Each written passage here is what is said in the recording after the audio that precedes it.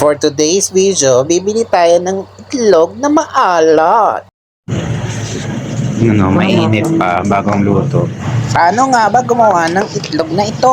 Una sa lahat, ayan yung itlog na puti ay ibababad sa putik.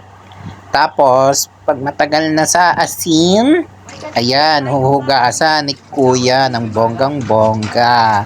Yan, dito niluluto yung mga balot. Guys, so, init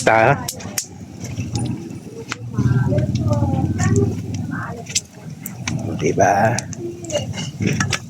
Mga ilang oras yan niluluto? Ano, sir? Depende po sa ako, yung lakasan mo, di mabilis. Mas mabilis. Ang galing. Grabe yan, tsagaan nyo. Ang init, yung pangkulay, guys.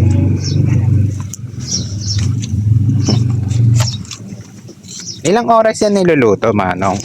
After 1 hour ng pagpapaluto, ayan, gawa na ang itlog na maalat na pula. Ganda ng itlog nila dito. Malangis. Tsaka hindi ito maalat. Hindi kung ano lang. Tsaka hindi maitim. May maitim eh. At dahil masarap siya, ayan, pumakyaw na kami. Pati balot at supsuping penoy. Masarap yun.